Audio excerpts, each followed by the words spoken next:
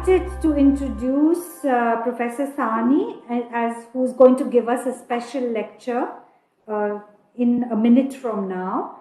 And Professor Sani is one of our most illustrious paleontologists in the country today, and we're really grateful to him for having accepted our invitation to give a special lecture.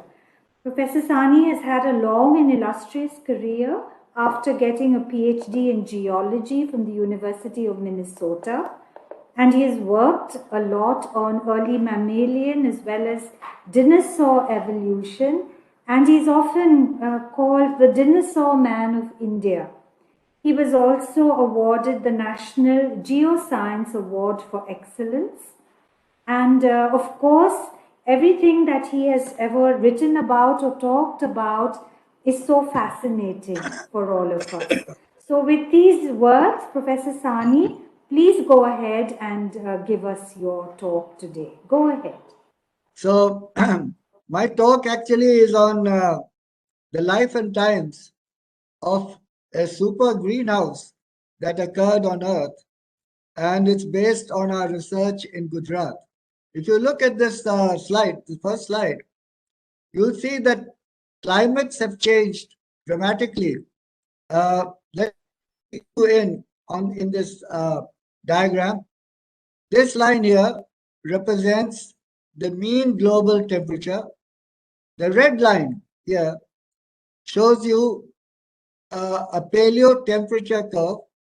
So if it's on the right side of 15 degrees centigrade, it implies that the Earth was very hot.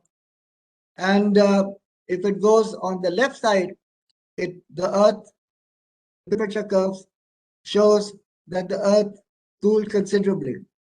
So it's very important to understand that where we are here, zero, we are here now. So the present is basically an ice house. And the last time there was an ice house on Earth, it was about 300 million years ago. For the most part, the Earth is a greenhouse, as you can see.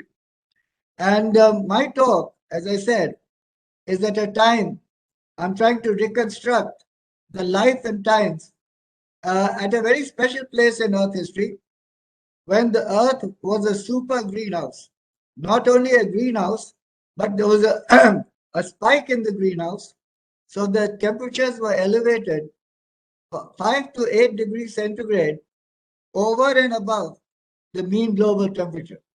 This is what actually the present day Earth looks like. And this is what a greenhouse Earth looks like.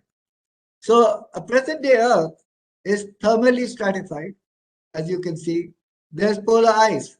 Now, polar ice we take for granted, but for the large part of Earth history, there was no polar ice. It was basically a greenhouse. And this is what happens when you see a greenhouse. A greenhouse Earth, as I said, existed, as you can see from this line, for a considerable period of time. So just to tell you, on the y-axis, we are here, and this y-axis gives you an idea of in million years of the time. So this is about 300 million, 142, 65, and so on. So we're here. So the point that I want to make initially is that we're looking at a very special greenhouse Earth, and it's based on our work in in Gujarat. Just to key you in again, so this greenhouse Earth, as you can see, is a big spike. This is the change in global temperature from present. This is again the 15-degree marker here. So let me just key you in. At about 65 million years, there was a great extinction. The dinosaurs and something like 75% of all life, they became extinct.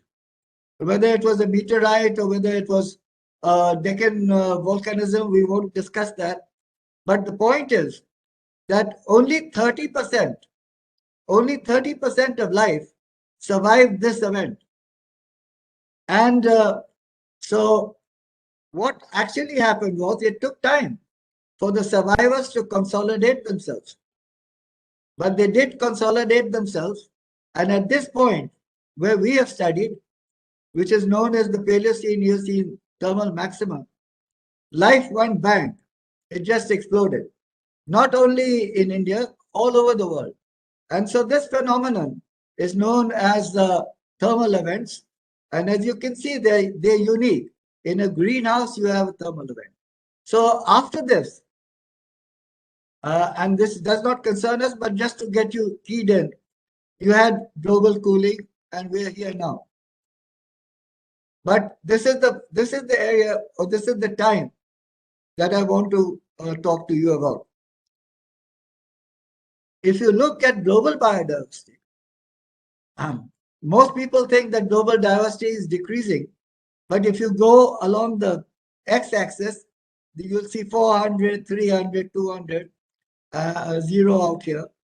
This is the time, 400 million, 300 million, 200, and so on. This is the number of families. So a number of people have estimated the number of families through time, and you'll see that there's a progression.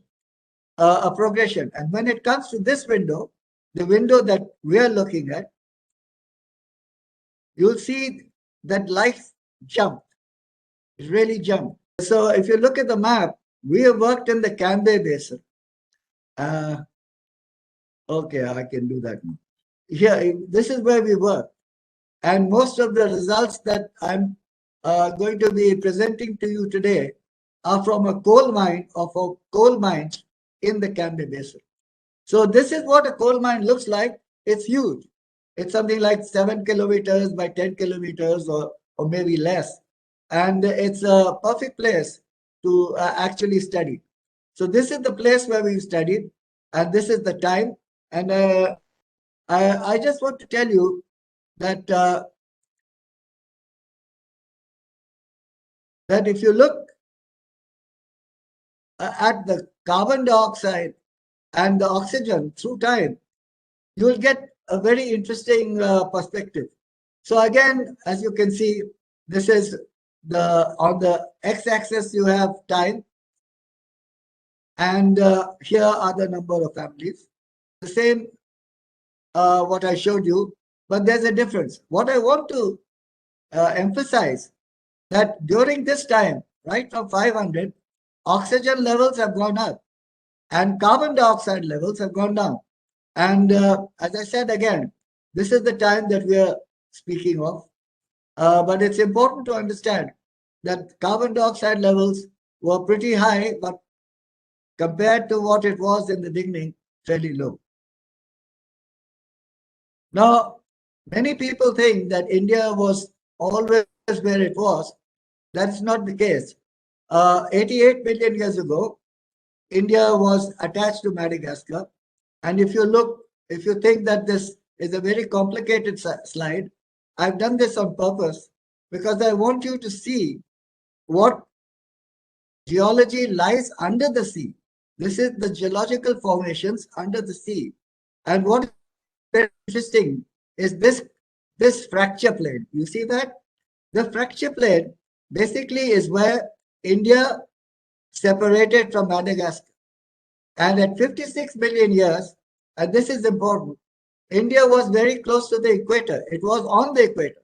So whatever climate we are talking about is basically an equatorial climate. And so going next, this is what the mine looks like. There's not one mine, there are many, many mines. But this is where we studied. So the mine is basically for these brown coals. Brown coals, they are known as lignites. And most of Gujarat's energy comes from burning these. Right from here, they're all over, or the basal one here. The time period from the base to the top is about 2 million years. And for scale, you can see these graduate students carrying the burden of rocks here. Yeah, that's for scale. So this is the area that we have studied, and most of our information is from mines such as these. Now, this is a very special place, as I said. The IIT Kharagpur group and many other groups have done stable isotope uh, studies on these sediments. You can see that you can see the car, and we are all spread out here. So they have done uh, stable isotope studies and shown that there are a number of carbon isotope excursions. That is, times of high carbon productivity. There are many such. And the layer that we are actually studying, this layer, the mammal layer, is in between uh, one of several carbon isotope excursion. This being the most severe, but there are other spikes as well. So this actually gives you an idea of how hot the Earth was, and that is why this reconstruction of what we are going to do is a special thing in Earth history. Now, just to tell you once again that this involves a lot of hard labor, and so you have to excavate the rocks, as you can see from an excavator, then screen the rocks, let them dry, and the Holy Grail for us are very, very small. This is 1 centimeter, very small vertebrate fossils. This is one of the earliest primates in India. It's Adapiformes, a primitive primate, and this is its long bone, the femur. So this is the Holy Grail, and based on this sequence that I just showed you, it's possible then to get isolated bones, and there are many archives throughout the world which will tell you for each specific bone to which species it belongs or to which family it belongs. And this is the way that we've been able to reconstruct one of the earliest fossil birds known in India.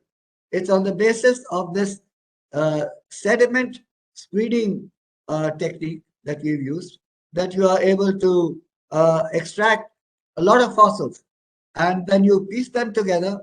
But you need archives that give you a comparative analysis of what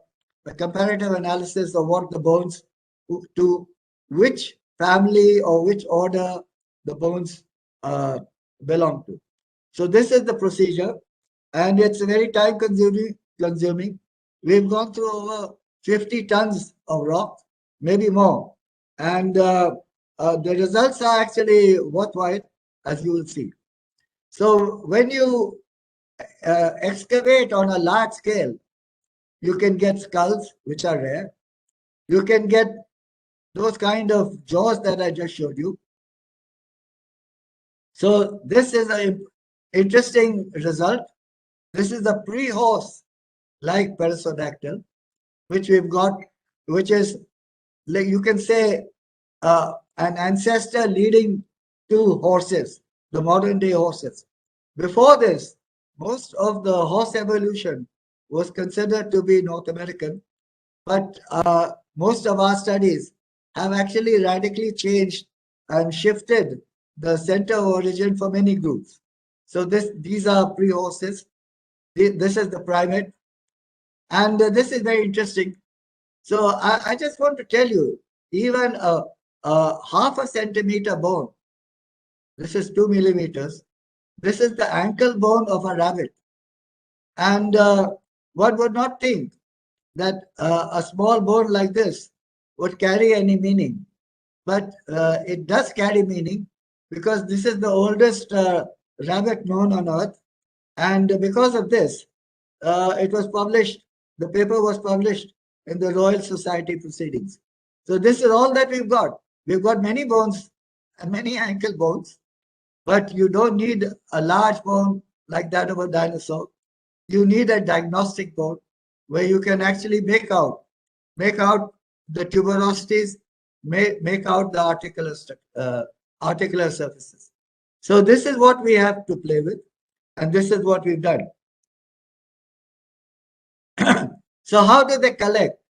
These bones and other artifacts or other fossils are brought by small streams and laid down in layers.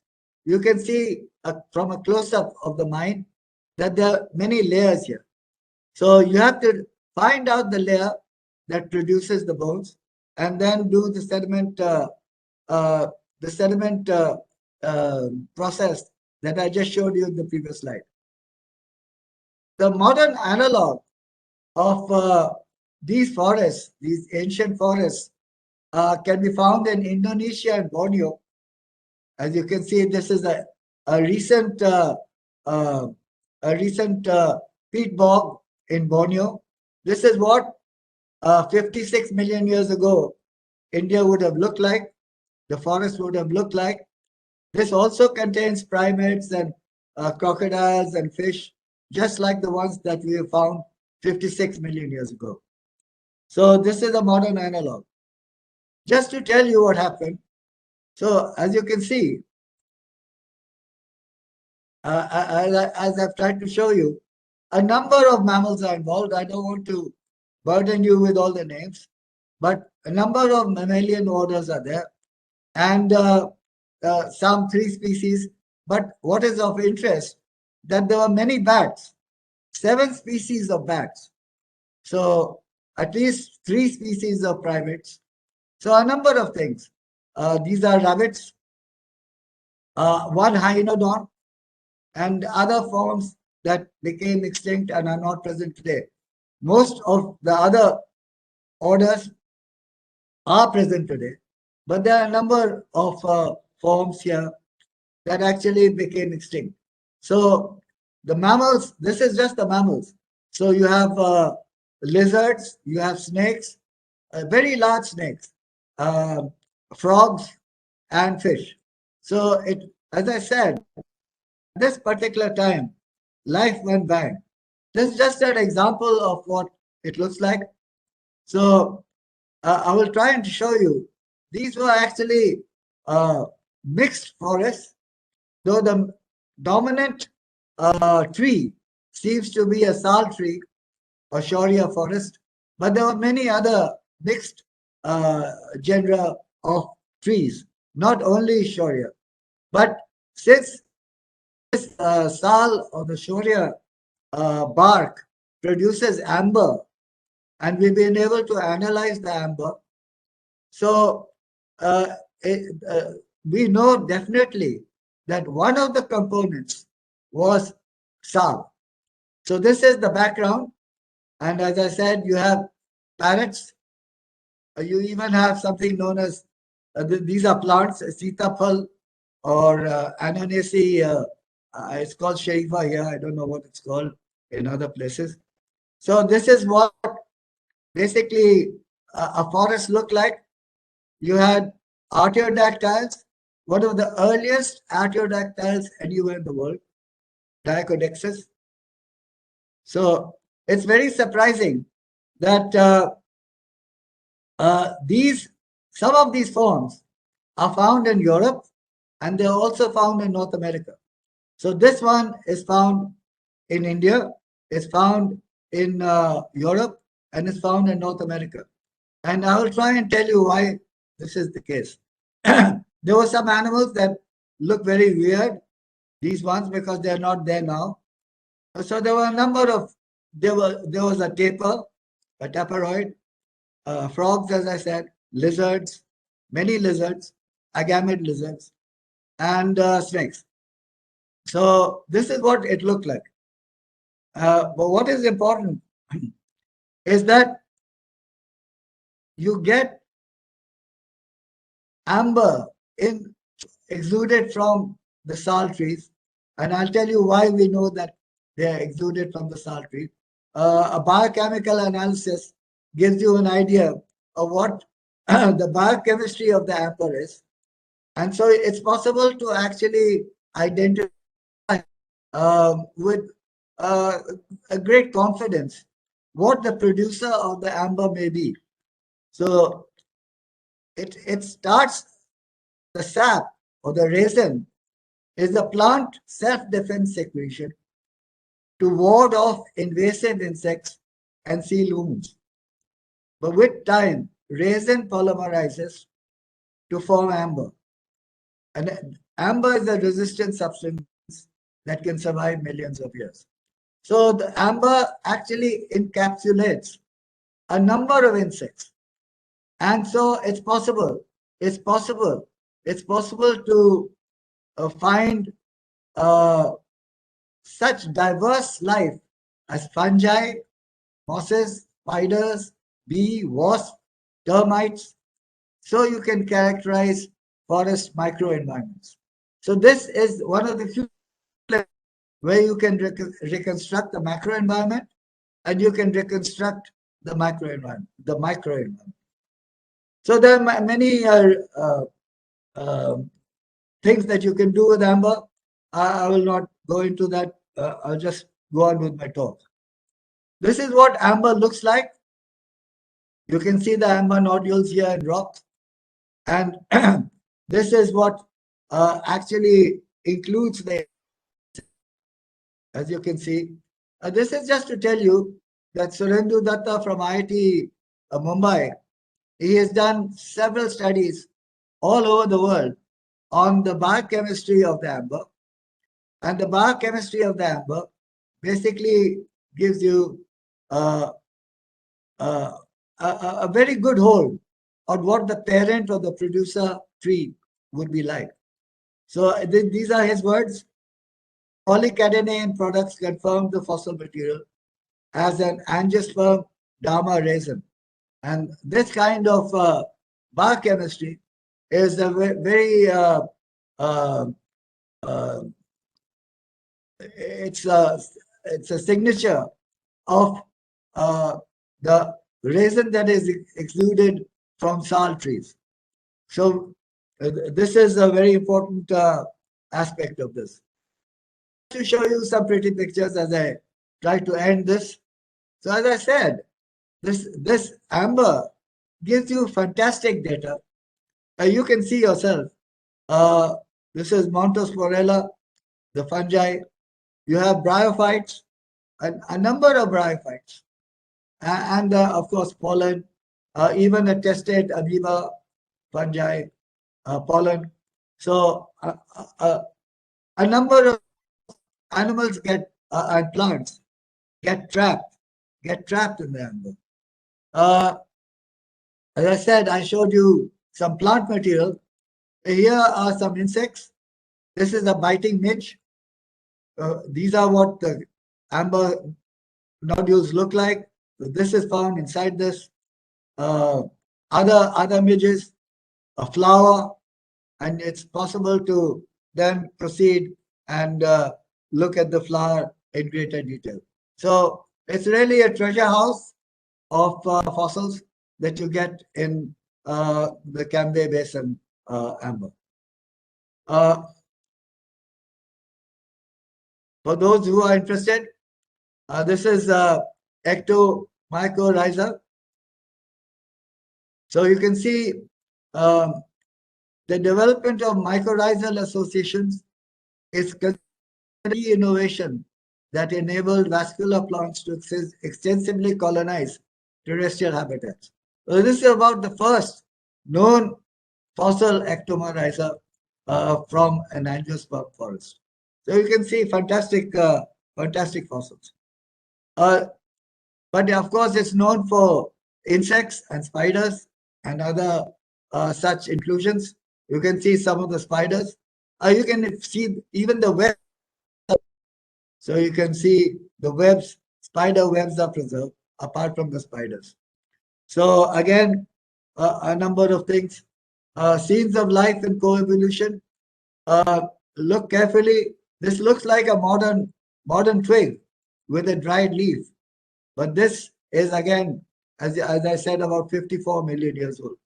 So many of the many of the items or elements are really well preserved.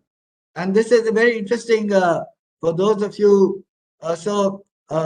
Amber preserves soft parts, and you can actually see this ostracod, this crustacean actually preserves an appendages. These are actually appendages here, as you can see. So this is the soft part inside the shell. So there's a lot of work to be done, but it is at the early stage.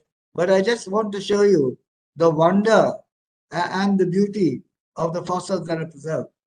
So some ant-like fossils, and here you have an insect with the attached parasite.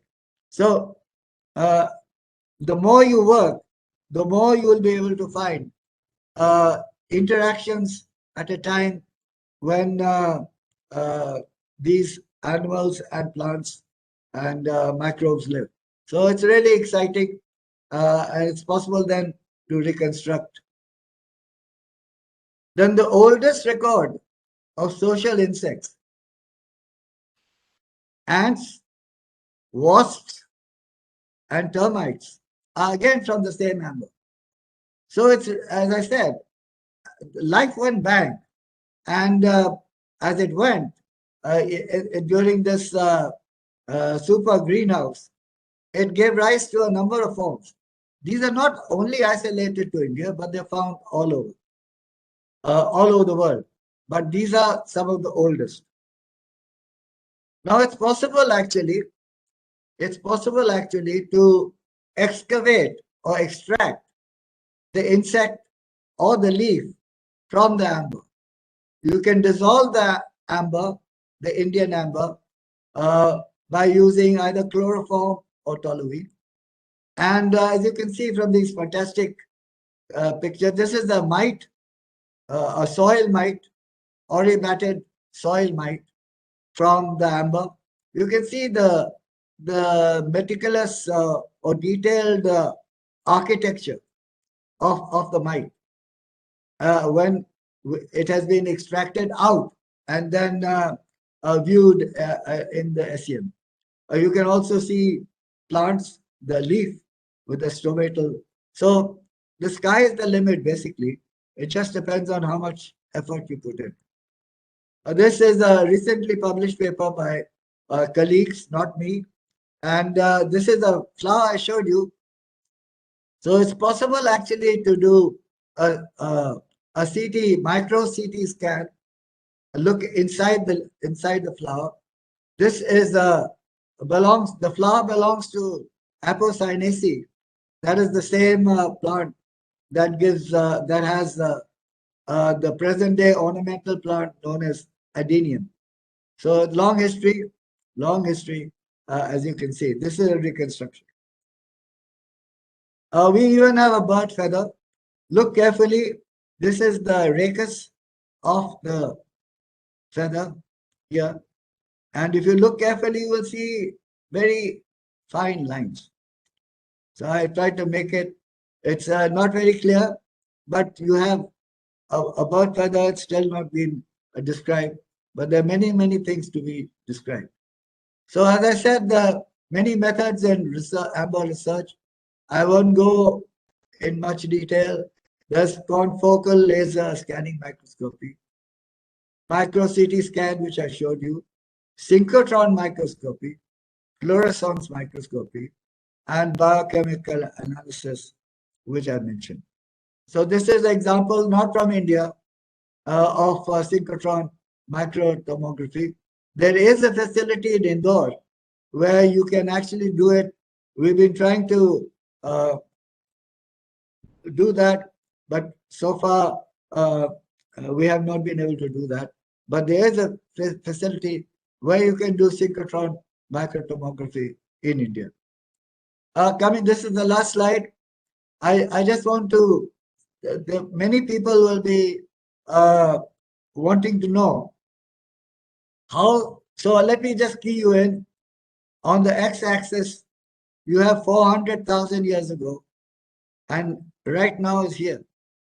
300,000 years ago, 200, 100. So if you look at the climate, in the last 400,000 years, you'll see it's very regular. You have a glacial, interglacial, glacial, interglacial, glacial, interglacial, glacial. And this is where we are now. So we've messed up the environment, and we don't know. What should have happened is that we should have got the next glacier. But we messed it up so badly that maybe we have postponed the next glacial by 50,000 years or more, or maybe the next glacial is never going to come. It's really very, very difficult to say that. But I just want to tell you that many people think that it is alarming. The present warming trend is alarming. I agree.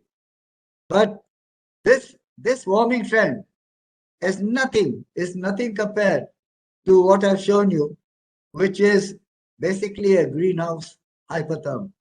So what I showed you, the life and times that I showed you, was a spike in a greenhouse. Whereas right now, if you look at it objectively, coolly and calmly, what is happening today? What is happening today is basically uh, uh, a warming trend, a warming trend, a warming trend in an interglacial. So, needless to say, we need to conserve a part of these lignites as a geoheritage. I know I've tried my best, and I keep on saying this, but we need to do that. So, several researchers, and I can't have them, there's so many, have collected this data. It's just my turn to speak about this one. Thank you very much.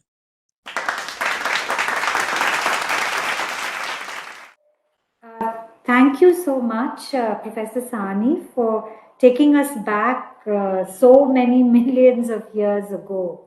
And I do agree that what is your opinion about the amount of evidence that we may have lost without having paleontologists cooperating closely with the mining industry? What do you think about that? Well, there's a big problem with the mining industry right now because geologists, especially those from the university, are viewed with a great amount of suspicion because they don't know exactly what we're doing. And even explanations to the mine managers, uh, sometimes it helps, sometimes it doesn't help.